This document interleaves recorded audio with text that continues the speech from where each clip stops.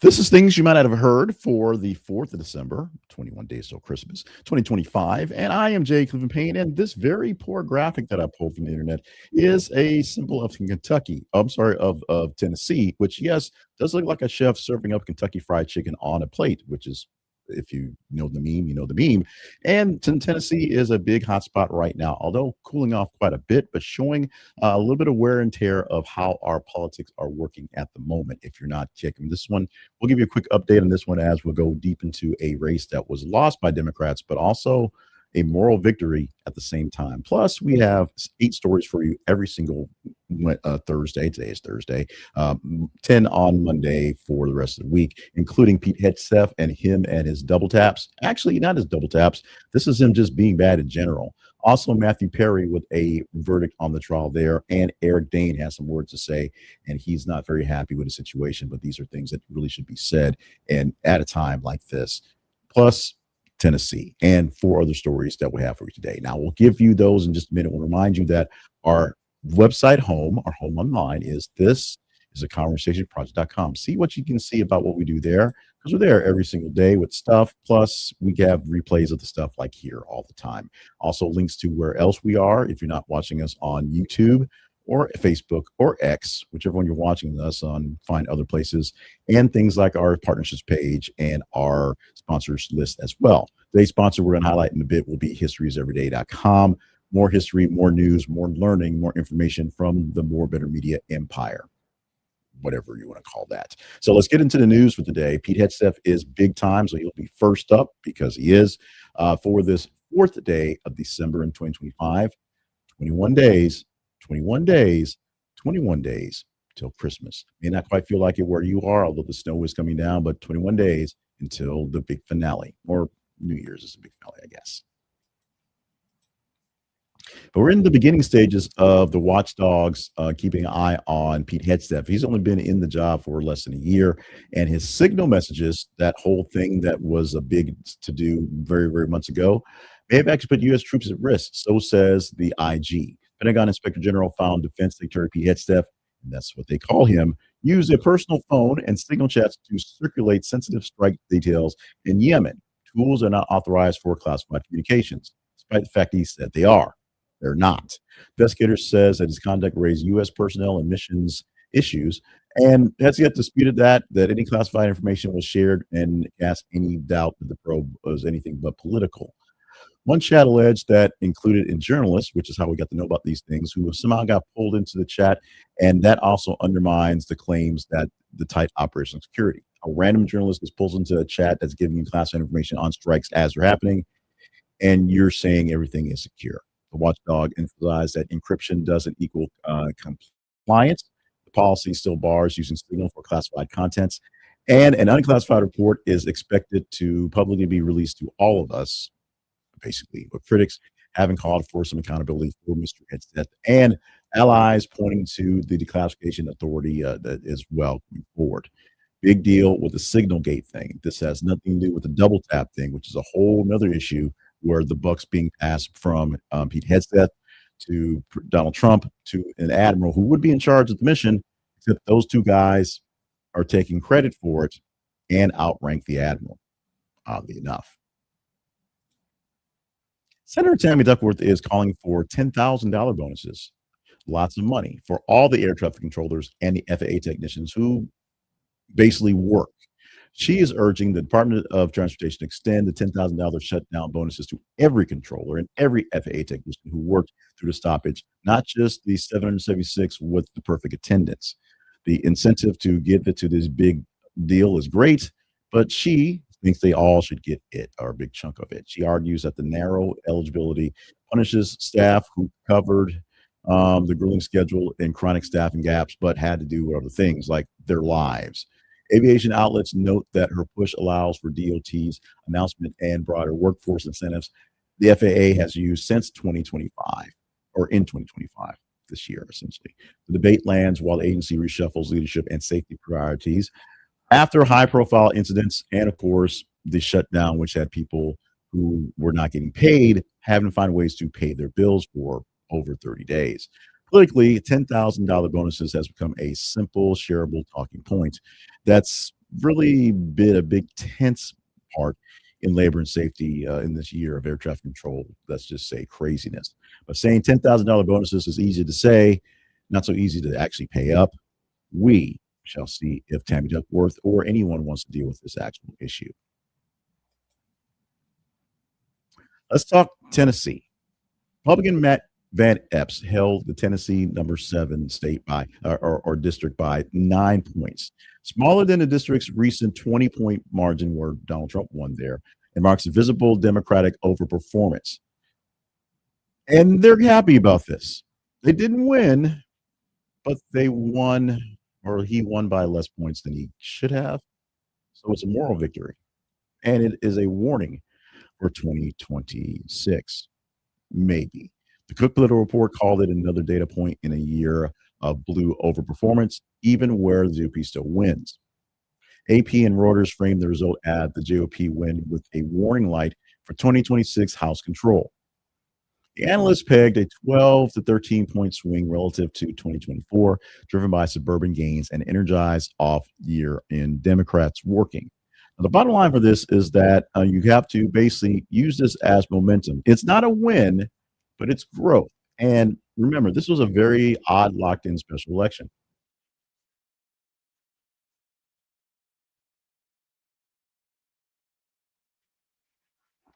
happening in December to fill one spot. Now, they did spend on media and actually the actual RNC and DNC spent a good chunk of money to put money into this race, which did not turn out to be a winner for the DNC and turned out to be not a big winner for the RNC. They should not have had to put so much work into it, but it is what it is. It's a win for the RNC. It's a moral victory for the DNC, and it is a shaping up things to really look into coming up in literally weeks from now. My intro to this story we have in the fourth spot was interesting because it basically rolled into work listening to the Michael Shkonish program, and he did a role play situation where he was a professor and he gave this assignment to a student, and he had his producer read the part of the assignment as the essay as if she were the student who is doing the complaining. And then she allowed it opening up to the phones, and I got busy, so I didn't hear what the phone call said. Then, ironically enough, this morning, the story is a top headline on AP, and I pulled it, put it in there. I had a quick sifting of it. You guys responded to it pretty quickly, and so this is what we're talking about in the four spots. The headline reads, Oklahoma students' essay on gender and religion ignites nationwide debate. The University of Oklahoma student received a 0 for an essay citing the Bible to reject multiple genders. The instructor was placed on leave amid the uproar. The university later said the 0 won't affect the final grade and moved the class to a faculty instructor while reviewing the grading standards of the entire class.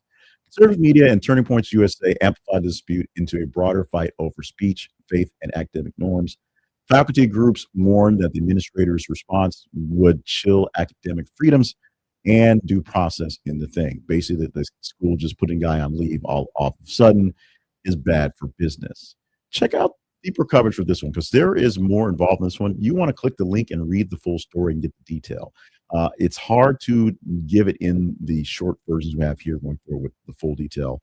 The basic part is the professor gave a assignment to review a study that dealt with middle schoolers and gender norms. And the woman in question said that, because of her faith, because the Bible tells her there are two genders, because of God, she rejects the whole thing. So she technically did not actually answer any of the points of the survey points of the assignment because she just said God says there's only two genders, so I can't actually do this. That's where the 0 came from. That's where the controversy is at. That's where we are right here. That's a oversimplification of what's going on here. So read the actual article, do some research and see it, and then have your opinions on it, which can go either way on this one. But you need to go deeper into the assignment, the response, and why a 25-point essay, which had different levels of points for actually answered essay, came up with a 0 and where we're at this point here. We're asking you to like, share, and subscribe to the work we're doing here at this very moment, literally at this very moment, live, 5:40 a.m. Central Time on the 4th of December, 21 Days Till Christmas. And whether you're watching this in the future or some other things, we need your help to grow our News Nerd Nation. Like the videos you're watching, like this one here, so I know that I'm doing the right mix of news, the right mix of commentary, or maybe the wrong mix of news and commentary, and you just hate like it. I'm okay with that. We just need the numbers to grow. If you know some folks who also hate like it or like it, share directly with them, and hopefully they will engage in it and accordingly. And if you're not getting this natively into your feeds, we need you to subscribe. If you do it on YouTube, that's where the real numbers come from. YouTube is where we get literally the bread and butter, the monetization from that one to help us pay for things here, along with some of our sponsorships, things like that. But if you like us on Facebook or X, you get a chance to see as we post news articles, such as the one on the school assignment that was rejected literally by the Bible, things like that. And you get a chance to tell us what stories to talk about. That story is going to be a big one that's going to overtake a lot of things over the rest of the week. And so we're glad we got in here now. If we get updates, we'll get it to you. And if you subscribe, you'll get the updates directly into your feed based on what's going on, plus hot takes on other stories and links to our newsletter, other things as well to be a part of all we do around here.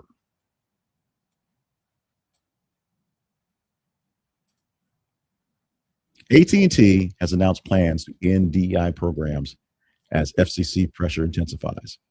Stop me if you heard this one, but another company is dropping its DEI programs based on pressure from the Trump administration. This time it is AT&T telling the FCC it will end the DEI roles for training and references and pivoting to a merit-based language as it pursues some spectrum transaction approvals.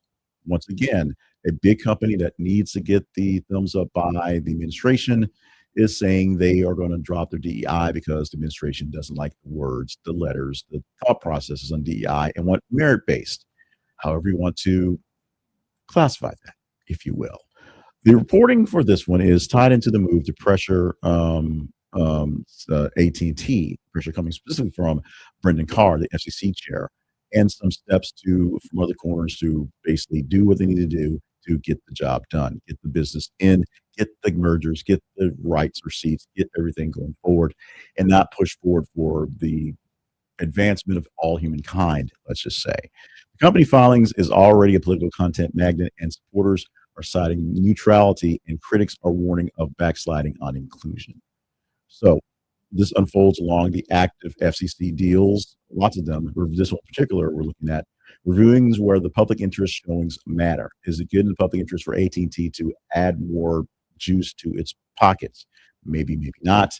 But in the wake of the administration and not liking things not being based on merit, like I said, your mileage may vary on the merit. It's going to go on those ends. Look it up, see what you think about it, and we'll see what happens, as the FCC will probably be a bit less lenient, or a bit more lenient, I should say, on the AT&T mergers and acquisitions based on the fact that they're saying they're dropping DEI. Resolution with Matthew Perry, as a doctor, has been sentenced to 30 months for his role in the ketamine overdose of the actor. California physician Salvador Plasencia has received 30 months in prison after pleading guilty to illegally distributing ketamine to Matthew Perry in the weeks before his death. He is the first of the 5 defendants who have been sentenced in this case. The others include another doctor and supplier, have pleaded guilty, and they're awaiting sentencing fairly soon as well. Prosecutors and Plasencia knew Perry's addictions history, and prosecutors said that he knew Perry's addiction history and allowed the administration to have an untrained assistant to basically just give him the drug. The autopsy found that he died from acute effects of ketamine, and then drowned occurred at the loss of consciousness in a hot tub. So this is something that we are glad to have some resolution to. The resolution is not all that great. We, of course, mourn the loss of Matthew Perry as an actor, as a friend, as a person, and of the situation going on. And the biggest sort of overarching issue is the real issue of the fact that he was dealing with so much emotional pain, so much other pain, that it was such a big deal. It's hard to kind of go into it. It's hard to really kind of live with it, if you will, be there, but it's something that we should address more often. We'll do it slightly quickly right now, hopefully not too crass, but I'll remind you of the Suicide Prevention Lifeline at 988, which you can call and text on your cell phone anytime you want to, and people will engage in you in English and Spanish. Although I think they cut the hours back because of administration. That's a whole nother thing to complain about. But it's supposed to be manned 24 hours a day in English and Spanish. You can also go online at 988lifeline.org and get some assistance there if you cannot get to a cell phone or can't find someone to answer your call because, Doge or something. But this is a very serious, very, very serious issue. If you are in a place where things are not feeling so great, talk to someone. Here's a person to talk to. Here's a lifeline. There are also state lines and private lifelines, and maybe a friend who's there for you. Cheese, glorious cheese, not so glorious at the moment. Shredded cheese brands sold at Walmart and Target are being recalled over safety concerns. About 260,000 cases of shredded cheese recalled over 31 states and Puerto Rico because of, get this one, metal fragments in the cheese. Not good for the business, not good for your taste buds. Impacted private label brands include products sold at Target, Walmart, Aldi's, and others. So check your cheese wherever you get it from. Variety span for mozzarella, Italian brands, and pizza shreds. So look for the whiter cheeses because apparently that's where the bad batch was. Distributor is called Great Lakes Cheese. The FDA classified it as a class 2 recall where injury risk is low, but possibly for serious harms. Metal fragments, low, but it could get to you. So check your SKUs, check the Best Buy dates, and make sure you check in with the stores as they'll give you a list of what they're actually taking back and not taking back. And if you're just worried about it, toss it and buy something fresh from someplace else until this thing blows over. It is what it is. So check your local stores and see what they're doing to deal with this recall. Very serious. Cheese is tasty. Cheese is awesome. Cheese with metal fragments, not as tasty and awesome. Eric Dane is stepping back in the spotlight, being extremely candid with his update on his ALS battle and why he feels compelled to speak out right now. In a recent panel with I Am ALS, it basically pushed him to be more of a public figure at this time. With a quote, "My life isn't about me anymore." He is now becoming a bigger face as a list of advocates for faster research and access because he's famous and he can do that. He described his functional losses as like he only has one working arm and he has to move in a wheelchair, but he has framed the disclosure as purpose driven for his daughters and the ALS community. Dane has missed events, including the Emmys, after the ALS related injuries began to basically rack up. Advocacy has become the basic through line he has for any appearance. He doesn't want to be out there because he says his life pretty much sucks as he's dealing with ALS, which most people with ALS will tell you life is terrible to live through. But as they speak more about the disease, speak more about the recovery that some people have, and maybe it's one day a cure, it's become something of a legacy for people who really do step up to the plate to speak of these things, especially folks who have a platform, who had some sort of clout beforehand and can turn that into more eyeballs, more money in case working towards this one.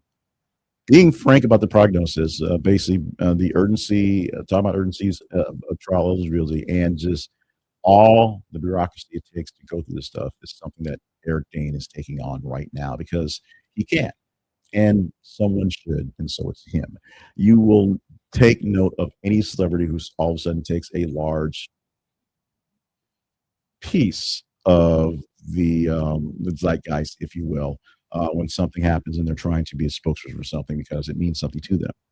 This means something to him. This is not just a selfish thing or something he's trying to glob onto for extra appeal.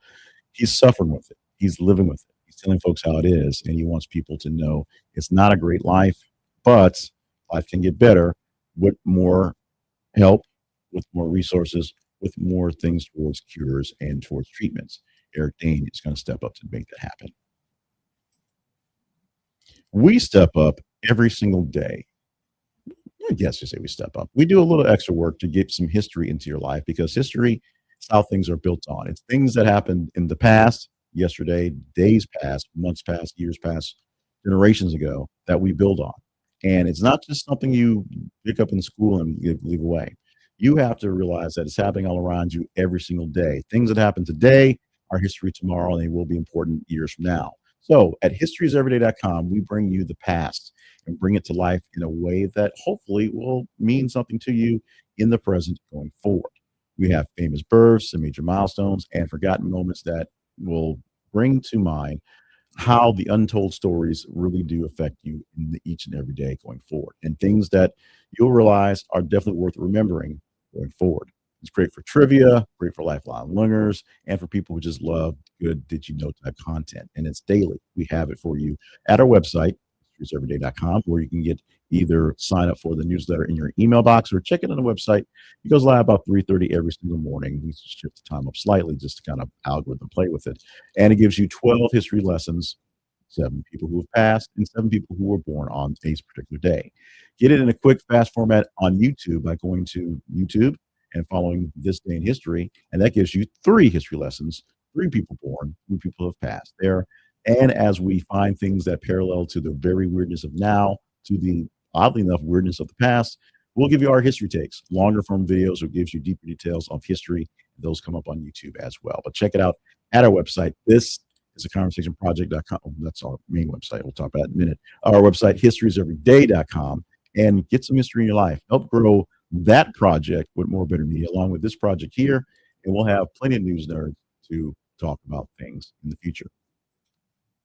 So the website I actually said a moment ago, this conversationproject.com, the Reflex website, is a website for it's your project. So check it out and see what we do for you. Look for replays of the old stuff and look for links to some newer stuff, including things you may not have known of, like our sponsors things. See more of our sponsors linked at the website.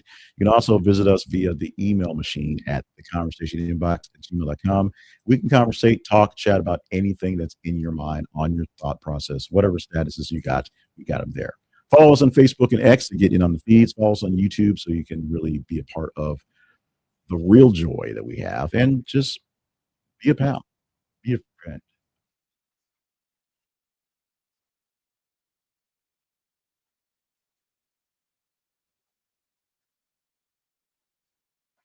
With that, we're going to wrap it up for this Thursday. It's December of the 4th, 2025. It is 21 days till Christmas. 25 minus 4 is 21. That's how math works. Make sure you don't miss out on that one, and don't miss out on one more day. We're pretty sure we'll get one more day in. We're crossing our fingers and doing our best to get a Friday edition in for this one. As the news has been all over the place, which is a good thing because there's been less in the way of war, although there's plenty of wars, and less in the way of famine and hunger, although there's still plenty of that, less in the way of government shutdowns that we basically self-own goals that we make ourselves, which is a good thing.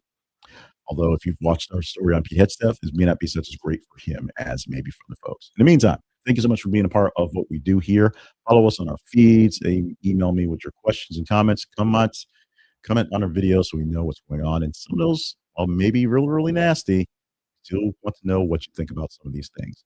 And the biggest important part about this one for this Thursday is I love each and every one of you. Can't do this without you. Let's do our best. Fingers crossed. Make sure we have another one for a wrap up for a Friday edition come tomorrow.